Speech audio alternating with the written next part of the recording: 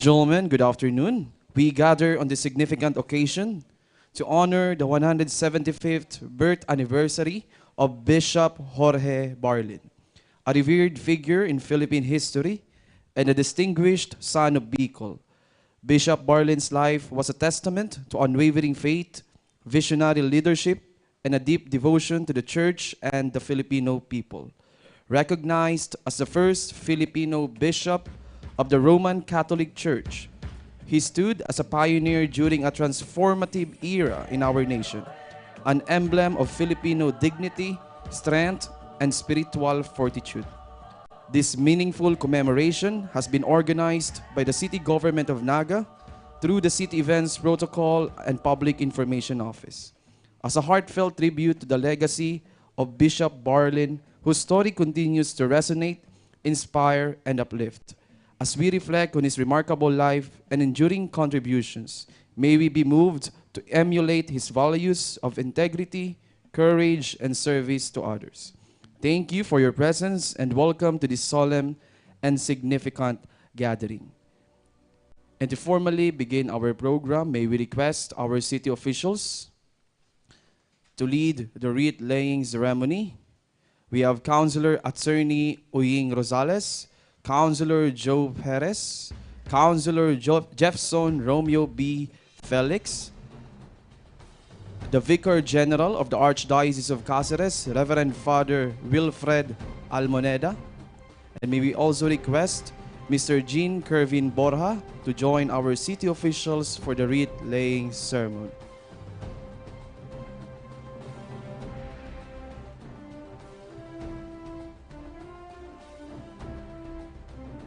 Facilitating the wreath laying ceremony this afternoon are the uniformed personnel of the Naga City Police Office, together with the City Director of the Naga City Police Office, Police Colonel Erwin L. Rebellion. Ladies and gentlemen, we now begin the wreath laying ceremony to the monument of Bishop Jorge Barlin.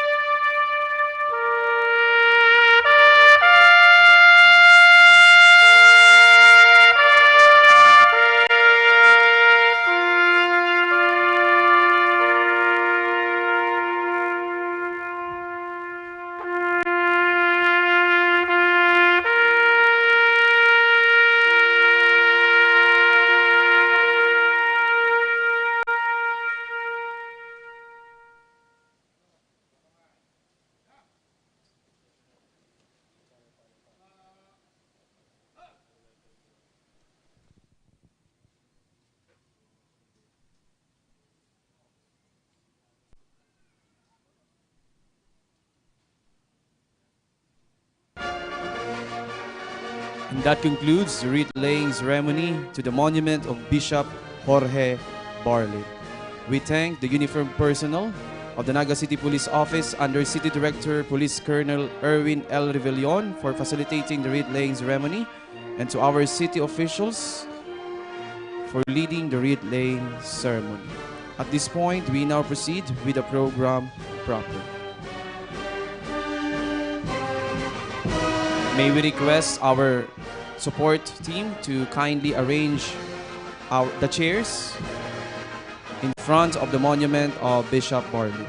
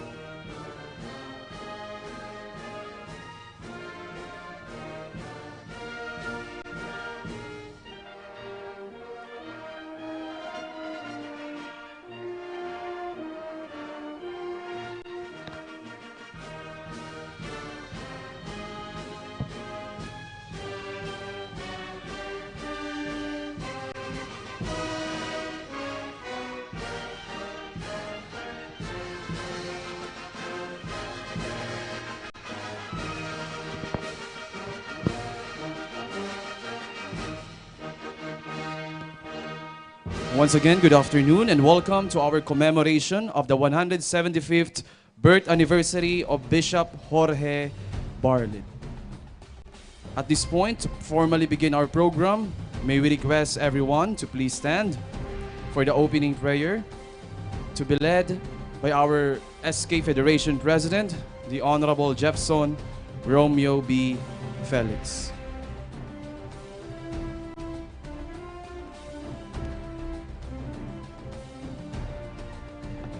In the name of the Father, and the Son, and of the Holy Spirit. Amen. Let us bow our heads in prayer. Almighty and ever-living God, we come before you today with grateful hearts as we commemorate the 175th birth anniversary of your faithful servant, Bishop Jorge Barlin. You endowed him with courage, vision, and unwavering love for your church and for our people. May the example of his life, his devotion to truth, his compassion for the poor, and his steadfast witness to the gospel continue to inspire and guide us. Pour out your Holy Spirit upon this gathering. Grant us the same spirit of humility and service that marked Bishop Barlin's ministry, that we might honor his legacy not only in words but in deeds of justice, charity, and faith. Bless the wreath laying that will follow and every act of remembrance, that they may deepen our gratitude for those who have gone before us. Strengthen our leaders, our civic servants, and each one of us here present, that united in purpose and love, we may build up your kingdom of peace and goodwill. Keep us faithful to the values Bishop Barlin lived by: integrity, courage, and self-sacrifice, so that in all things your name may be glorified. We ask this through Christ our Lord. Amen. In the name of the Father, and the Son, and of the Holy Spirit. Amen. At this time, let us observe a few seconds of silence in honor of the late Bishop of Rome, Pope Francis. Please bow your heads and reflect in silence.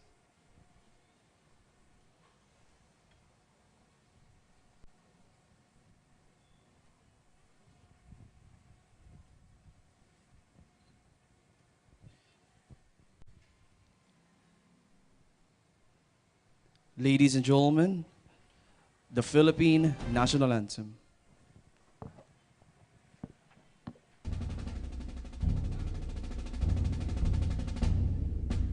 Bayang mabiliw, pelas ng sinangalan, alam ng puso, sa dibdib mo'y buhay. Lupang hinirang, duyan ka ng magiging, sa manlulupig, di ka pasisingin, sa dagat at bundok, sa simoy at sa langit mong bakaw, may nilagang tulad, awit sa paglayang minamahal, ang kislat ng watawat mo'y tagumpay na nagtiginig, ang bituin at araw niya kailan pa may di matiginig, lupa ng araw ng walhati pagsinta, buhay ay langit sa piling mo, aming ligaya na pag may mga api, ang mamatay ng dahil sa'yo. We may now be seated. And now, ladies and gentlemen, to give us his welcome remarks, may we invite the Sangguniang Panlungsod, Chairperson on Culture and the Arts, ladies and gentlemen, Councilor Joe Perez.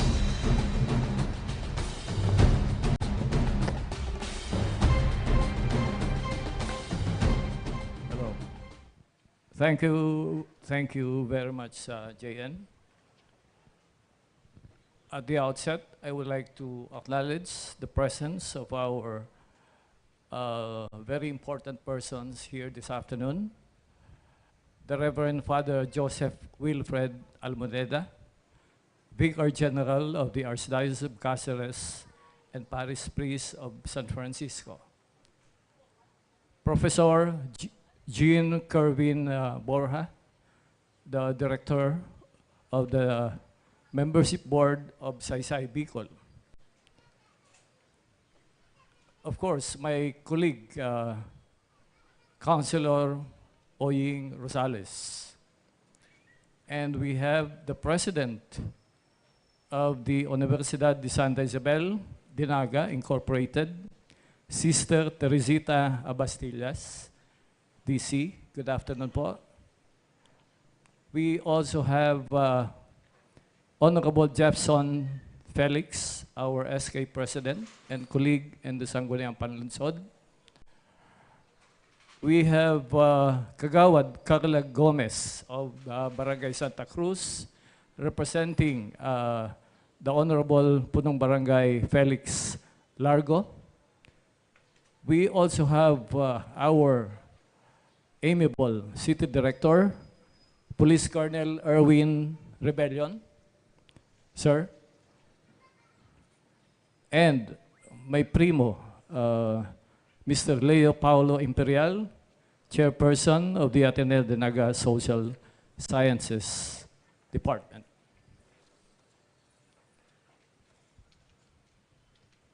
Good afternoon, everyone.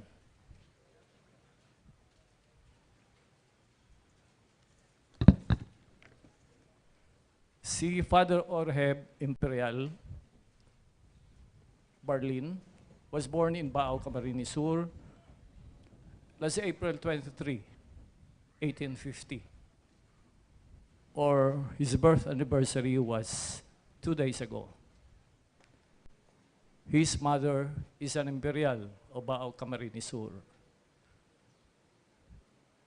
We are, kapareho po ni Paulo, we are members of the Imperial clan. My mother is on the Arroyo Buena Barameda side of the Imperial clan of Bao, Camarines Sur. Kaya siguro magyan ang sa kuyang puso mo niya na hapon.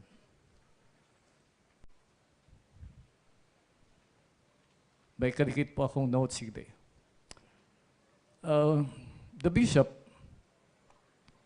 well, he was ordained in 1875 after having studied at the seminaryo, dyan po, sa seminaryo kang Nueva Cáceres at the time.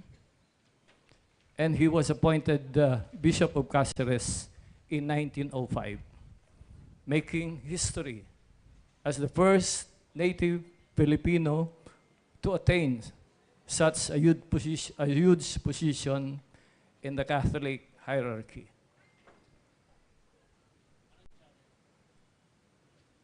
Barlin's appointment, because it came at a time when the Philippine clergy was predominantly controlled by Spanish friars. His rise to bishopric symbolized progress for the Filipinization. Bishop Barlin was the 28th Bishop of Nueva Cáceres, meaning the 27 bishops after him, except siguro for some exception, were Spaniards.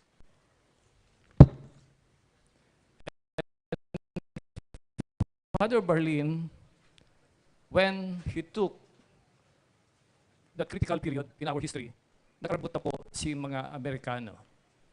Because by 1898, the Spanish government has already surrendered. Galadanan po is ni Father Alboneda sa San Francisco Church. And ginigo po si term of surrender. Doon naman sa eskwelahan ni Sister Abastillas sa Colegio de Santa Isabel. Araw po kayan ang istorya kang Nueva Cáceres. Araw kayan ang istorya kang panahon a little later ni Bishop Jorge Barlin. And nagabot po si critical period na naman if Bishop Jorge Barlin. Because by 1902, may schismatic movement ang dating Catholic bishop na si Gregorio Aglipay. Gusto pong magsuhay si breakaway priest ni Father Aglipay asin bawion si mga simbahan kang Roman Catholic Church. Pigalok pangani po si Bishop Barlin na magtugot ka na nga Bishop tay ka nga ang gigibuhon ming Supremo. Imagine, he will be the Supreme Bishop of the Philippine Independent Church that Father Aglipay was trying to build or has built already. Dahil may mga binawi na po siyang mga simbahan, especially ito pong simbahan sa Lagunoy. Alagad ini po nilabanan ni Bishop Barlin in a case. Nagkaigwa po ng kaso under the Commonwealth government ruled by the Americans. And the Supreme Court ruled in favor of Father Barlin. Pero grabe po si kalaban. Grabe po si panahon na tinaon ni Father Barlin. Pati itong tsansa na siya ang gigibo na pamayo kang inot na simbahan Pilipino, independent Filipino Church, sinayimahan niya po. Dahil ipinaglaban niya sa iyang pagtubod sa Roman Catholic Church. And dahil man po sa iyang isog, sa iyang pagtubod, siya po ang naging inot na Filipino bishop by 1905. Yung man po, siguro si Tadhaya, kung dahil man sa naging supremo, siya po ang pamayo kang simbahan katoliko kang Pilipinas as the first Filipino bishop. Yan po si contribution. I will not speak further dahil mas kadakol pa pong aram ang satuyang Vicar General. Mas kadakol pa po siya ang istorya. Pero I would like to impress this,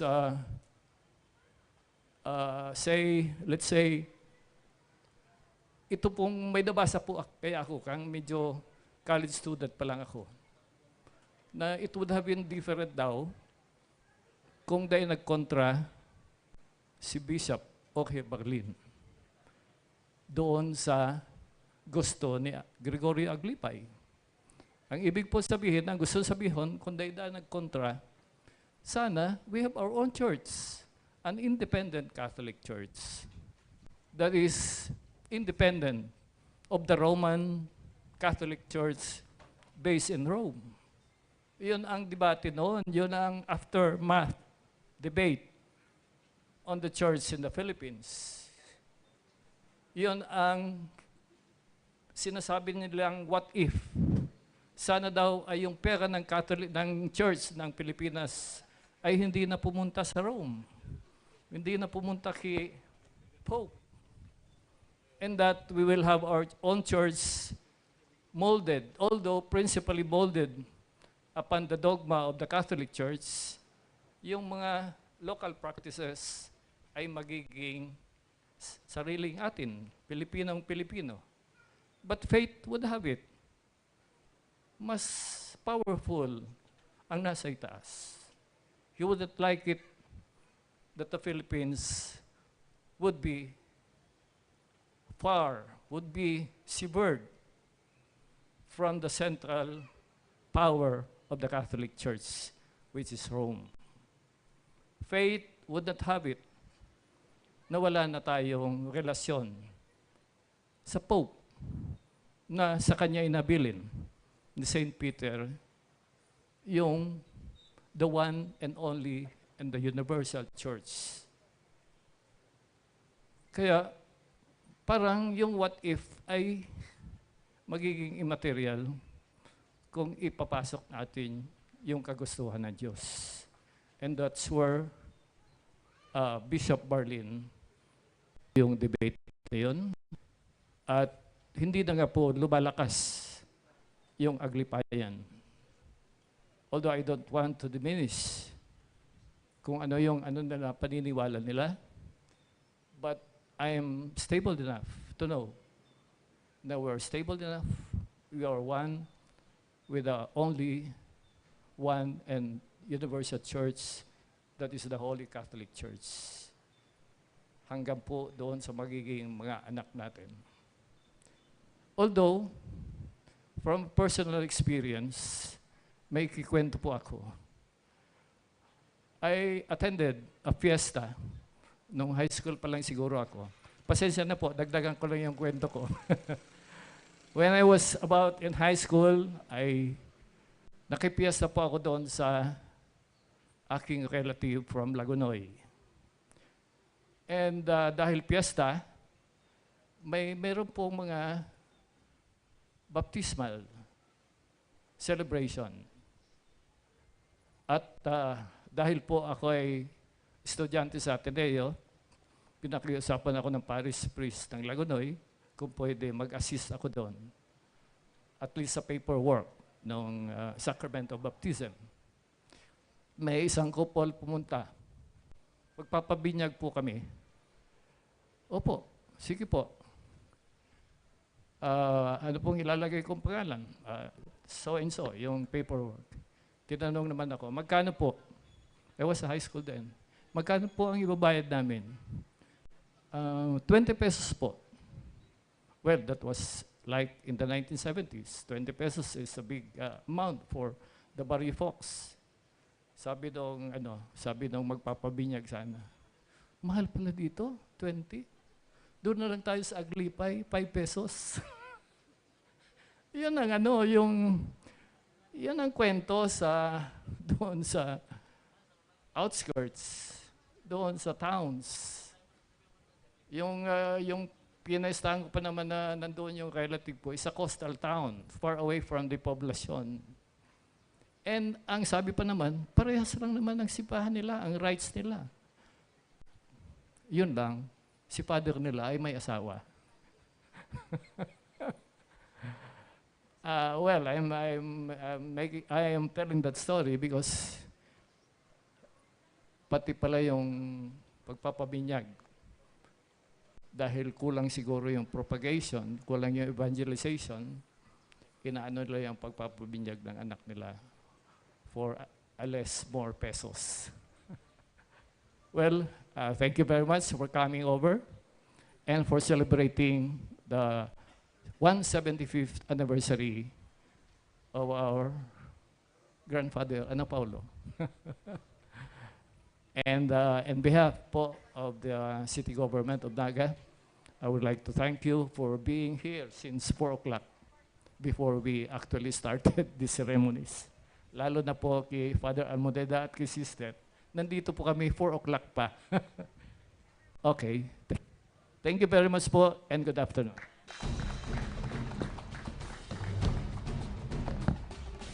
We thank the SP Chairperson on Culture and the Arts for his message, Councilor Joe Perez. And now let us listen to the message of the Director of Saysay Bicol, Mr. Jean Kervin Borja.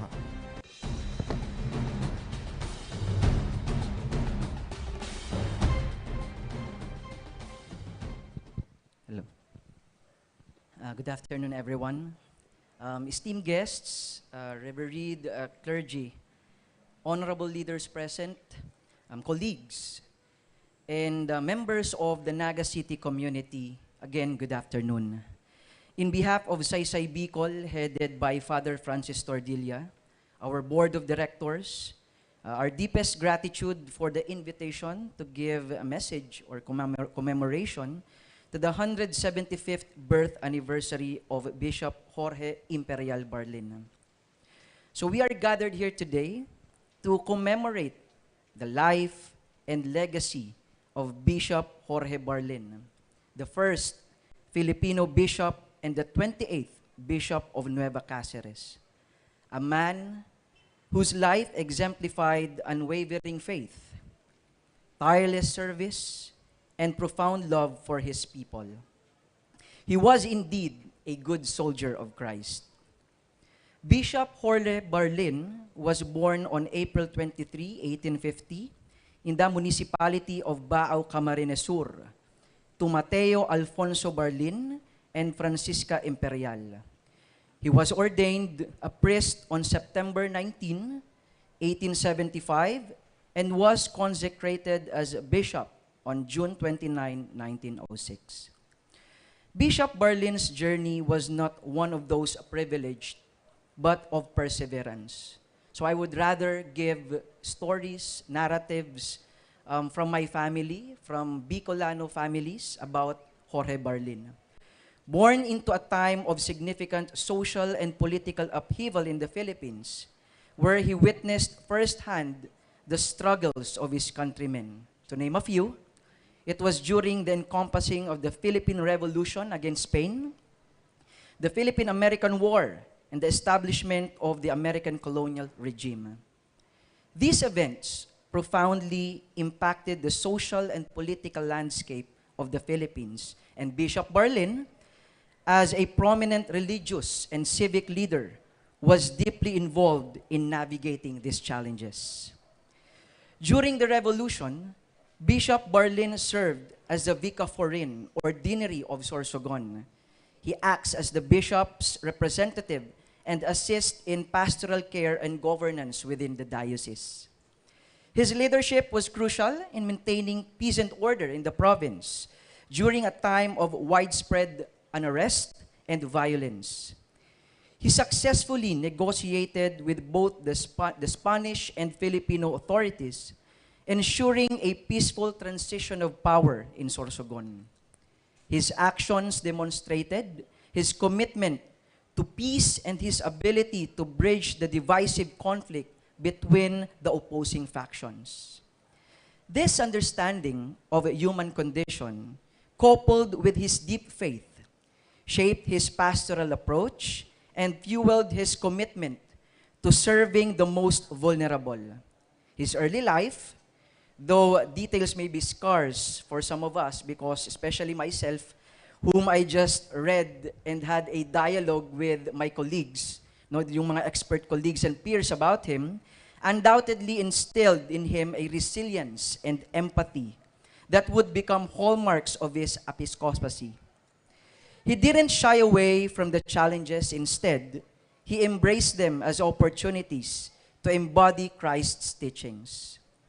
His appointment as the first Filipino Bishop of Nueva Cáceres was a momentous occasion, a testament to his dedication and the recognition of his exceptional qualities. This was not merely a symbolic gesture, it represented a significant steps towards the empowerment and indigenization of the church in the Philippines.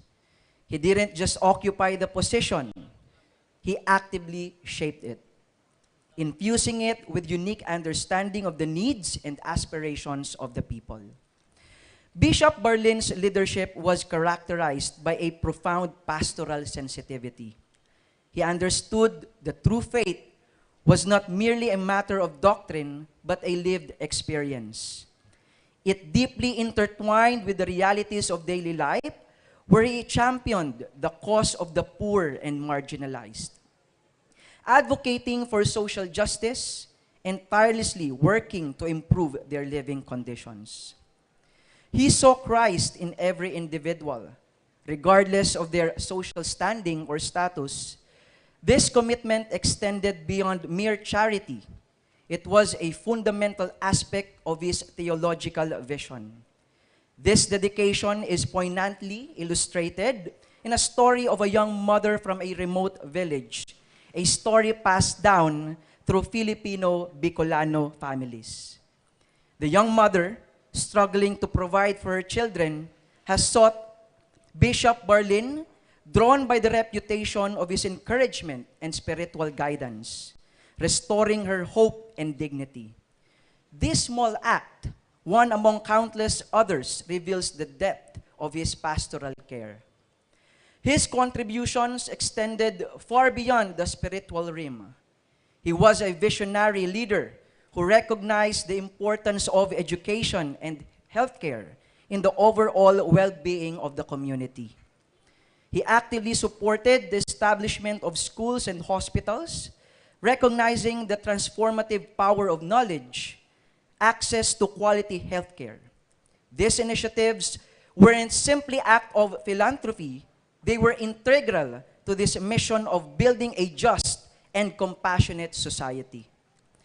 I remember a story passed down through different generations, including my family, often spoke of a time where a severe typhoon devastated the coastal villages near Naga.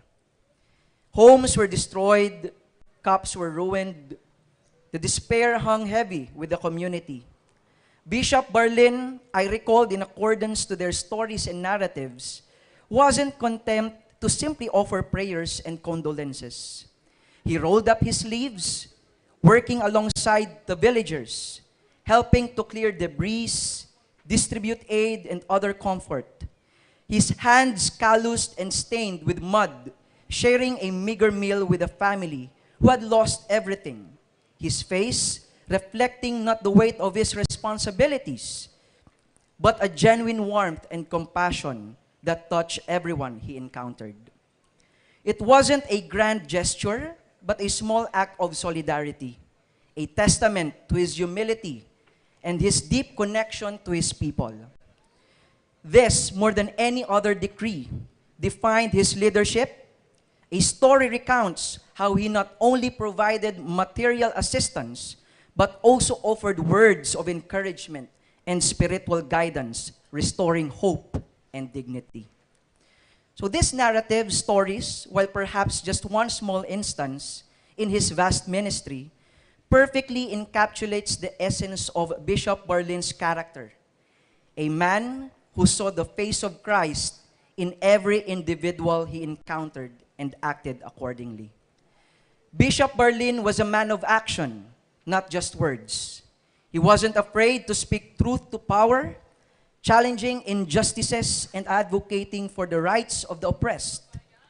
His courage in the face of adversity served as an inspiration to many, demonstrating the transformative power of faith in action. His legacy is not just one of spiritual guidance, but also of social activism, a powerful reminder that faith and social justice are mutually linked. Today, as we remember Bishop Jorge Barlin, let us not just recount his birth, his accomplishments, but also reflect on the values he embodied: faith, perseverance, compassion, and courage. Let his life be a beacon of hope, guiding us towards more just and compassionate world. Let us strive to emulate his unwavering commitment to serving others, his tireless dedication to his faith, and his unwavering courage in the face of adversity. Now and forever, let us carry his legacy forward, ensuring that his spirit of service continue to inspire generations to come. Maraming salamat at isabuhay natin ang mga aral at alaalang natutunan natin kay Bishop Jorge Barlin. Maraming salamat at magandang araw po ulit sa lahat. Thank you very much, Professor Jean Kervin Borja, Director of the Membership Board of Saysay Bicol. At this point, let us now listen to the message. In behalf of the Archbishop of the Archdiocese of Cáceres, the Most Reverend Rex Andrew Clement Alarcon, let us all welcome the Parish Priest of San Francisco Parish and the Vicar General of the Archdiocese of Cáceres, ladies and gentlemen, Reverend Father Joseph Wilfred V. Almoneda. Thank you, Gian. My dear guests, our city government, represented by Kagawad Oying, and also the heads and representatives of different agencies of the city. Tamang-tama man sasabi ni Joe Perez, ang good ni Sir Jean, about our hero for the day, si Bishop Jorge Barlin. Tamang-tama man sa kuya, ninhulit na namin na assignment ako sa Baaw for 6 years and na-assignment ako sa Lagunoy for 7 years. Maski ang sinasabi nindo, totoo po yan. And I am truly blessed to have been assigned to 2 towns famously associated with Bishop Jorge Barlin, the first Filipino bishop. Baaw, where he was born in April 23, tama? 1850.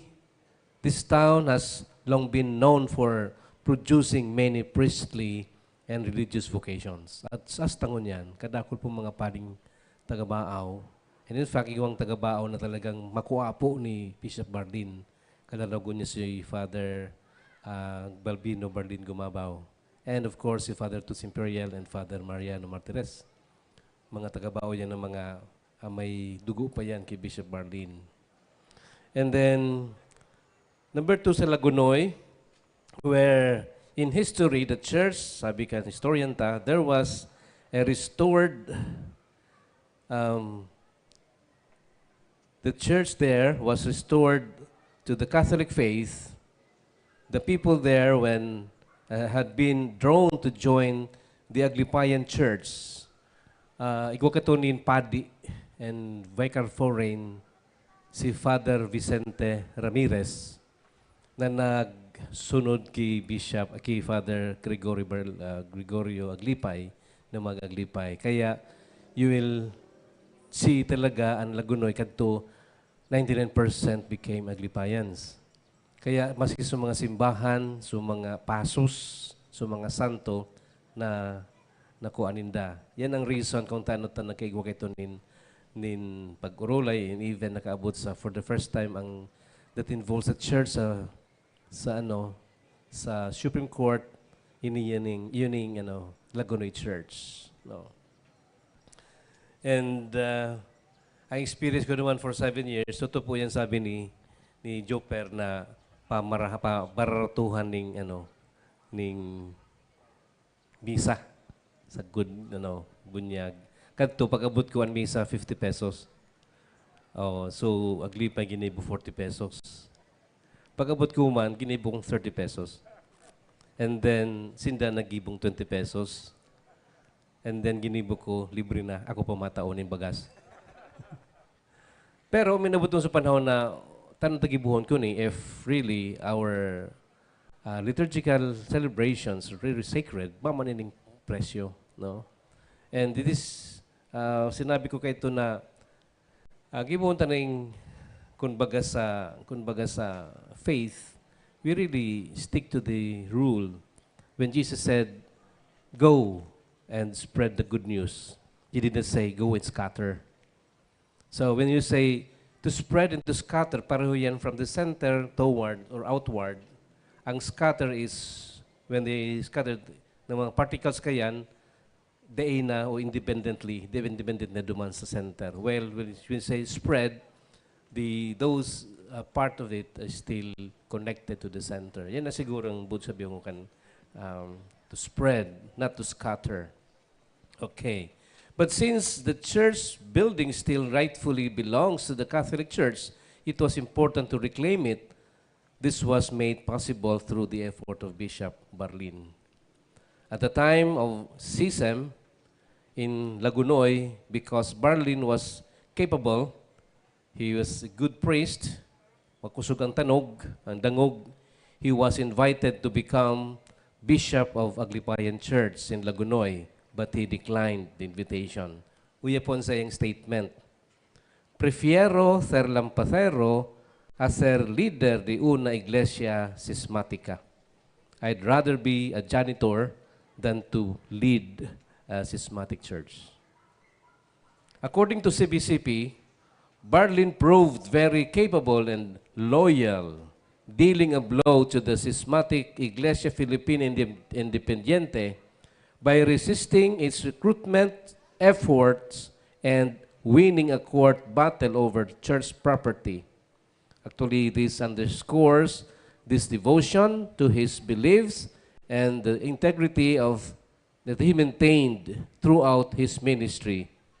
This statement highlights his loyalty and dedication to the teachings and authority of the Catholic Church during a time of significant religious and political upheaval in the Philippines.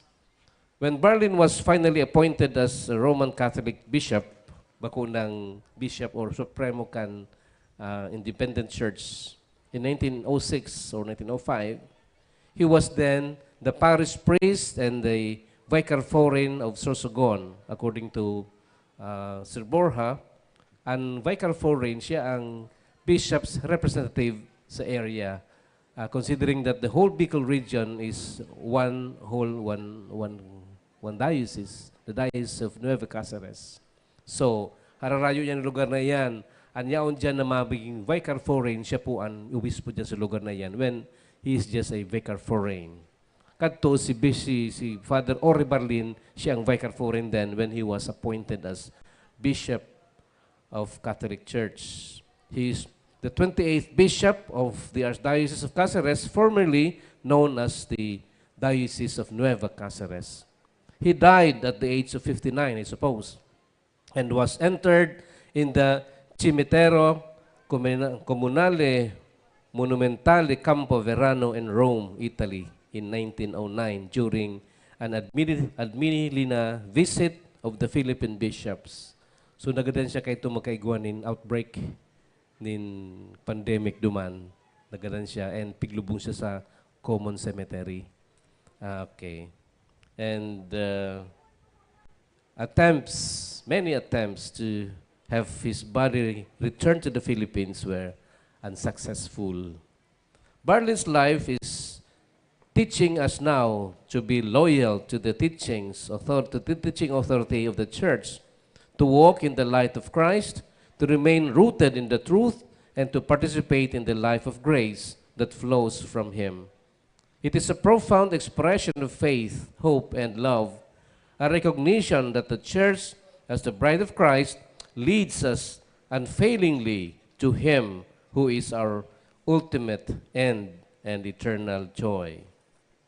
Let us then pray for the grace that we remain steadfast in our loyalty to the church, trusting that in doing so, we are truly following Christ, who is the head of His body, the church. According to St. Thomas Aquinas, obedience is a virtue that perfects the will by aligning it with God's will as expressed through legitimate authority. So in the name of the Archdiocese of Cáceres and our dear Archbishop, Most Reverend Rex Andrew Alarcon, allow me to thank everyone, especially our city government, for commemorating the 175th birth anniversary of our first Filipino bishop. I also sincerely appreciate your steadfast support for the church in spreading the good news throughout our city and to the different communities. May we all learn from the exemplary qualities of Bishop Jorge Barlin and embody these virtues every day. Diyos mabalos po. Thank you very much, Reverend Father Joseph Wilfred Almoneda, for your message. And now, to deliver a message in behalf of our City Mayor, the Honorable Nelson S. Ligacion, let us all welcome City Councilor Attorney Uying Rosales. Good afternoon sa ating lahat. Maraming salamat for waiting. Sabi ni Councilor Joe Perez, 4 p.m. pa da. Kamu nag-rabot subago. Incidentally, I was in Centro when JN called me. So I ran here so that the program could start already. In behalf of the City Mayor, nagpapasalamat kita na ang City Government kang Naga nagde-dedicate ng araw kaning mga activities to commemorate important people from the past, important events na makakanood kita. We know we learn from history. And as a member of the youth sector, bilang sarong hoben, naugma ako na iko kita mga araw kaning ginigibo sa satong gobyerno lokal. In fact, ang aram ko nga ni sa Baaw, this is a week-long activity. And sa ibang lugar. And tigdiyog, this is just one day every year. Pero dawa pa paano nakakanood kita sa mga lessons that are told during these occasions. So salamat po sa satuyang mga guests this afternoon. And in behalf of the city government, maray na hapon sa Indo, happy 175th birth anniversary to Bishop Jorge Barlin, our first Filipino bishop. Salamat po and good afternoon sa Tuyagapos. Thank you very much, Councilor Attorney Uying Rosales. And to conclude our program, may we request everyone to please stand for the Heart of Bicol March.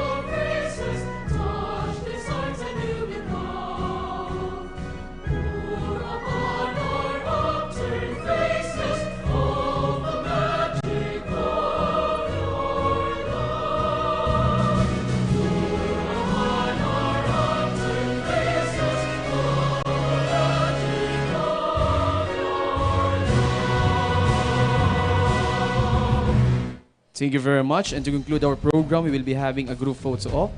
First, our city officials together with Reverend Father Wilfred Almoneda, Sir Jean, and may we also invite Sir Leo Paulo Imperial and Sister Teresita Abastillas DC. And our City Director, Police Colonel Erwin L. Rebellion, and our barangay officials present.